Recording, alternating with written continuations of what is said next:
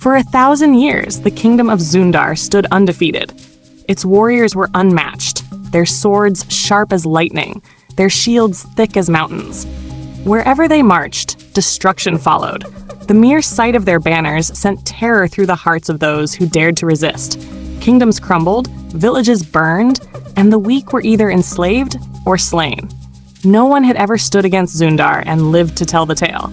Their king, known only as the Blood Tyrant, ruled with a heart of stone. He did not seek peace, nor did he entertain mercy.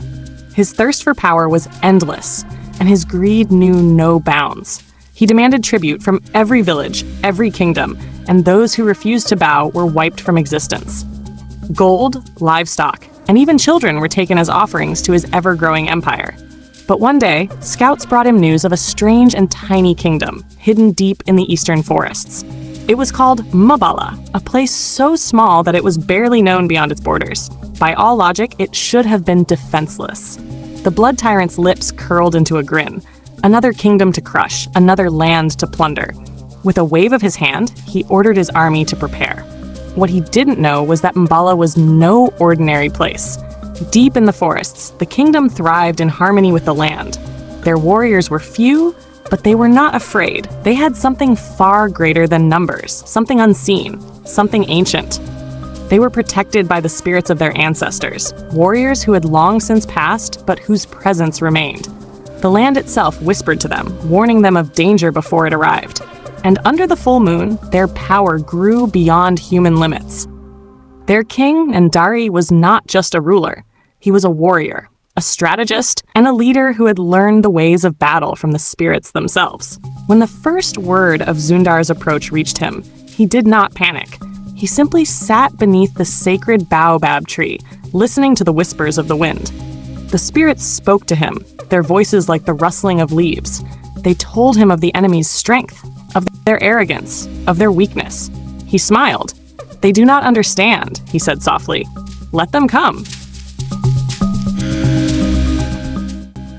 Days later, the warriors of Zundar arrived at the borders of Mbala. They stood in formation, their numbers stretching beyond the horizon. Their banners fluttered in the wind, and the sound of their war drums shook the very ground. Their general, a towering man clad in dark armor, stepped forward and raised his hand. But something was wrong. As his soldiers tried to advance, an invisible force stopped them. It was as if the very air had turned solid.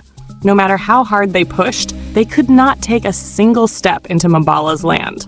The ground beneath them trembled, but not with fear, with warning. The trees seemed to breathe, their branches reaching toward the sky like ancient sentinels. A heavy silence fell over the army. The Blood Tyrant was furious. Never before had anything stopped his warriors. He roared in anger and sent his generals to find a way through, but every path they took led them back to the same spot. They were trapped outside, unable to move forward, unable to retreat without admitting defeat. That night, as the sun dipped below the horizon, King Dari sent an envoy to the enemy's camp. The messenger, dressed in simple robes, walked alone into the heart of the Zundar army. The soldiers sneered, looking at him as though he were a fool walking into the lion's den. But the moment he spoke, the air around him seemed to hum with unseen energy. "Our king, Ndari, wishes for peace," he said calmly. "There is no need for bloodshed. Let us be, and we will harm no one." The Blood Tyrant laughed, a deep, terrible sound that sent shivers through his own men. "Peace? I do not make peace with those who are weaker than me." He leaned forward, his eyes glinting in the firelight. "Mbala will burn, just like all the others." The messenger sighed. "Then you have sealed your fate." He turned and walked away, disappearing into the shadows.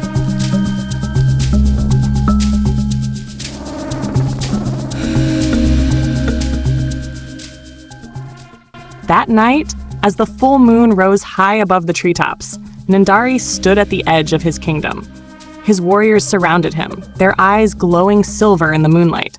Their spears shimmered as if dipped in liquid light.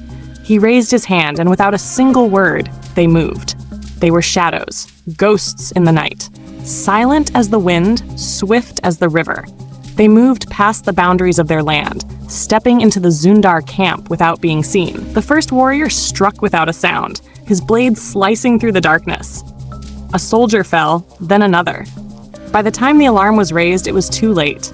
The Zundar army awoke to chaos. Their weapons were missing, their armor stripped away.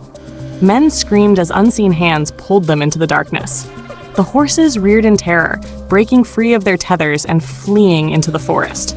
Fires erupted, but the flames flickered and died as if the night itself swallowed them whole. The Blood Tyrant stormed out of his tent, his massive sword in hand. He turned to his men, only to find that half of them were already gone. He spun around, searching for the enemy, but he saw nothing. Only shadows moving, shifting, whispering. Then, from the darkness, Ndari appeared. His eyes gleamed like the moon itself, his spear humming with energy.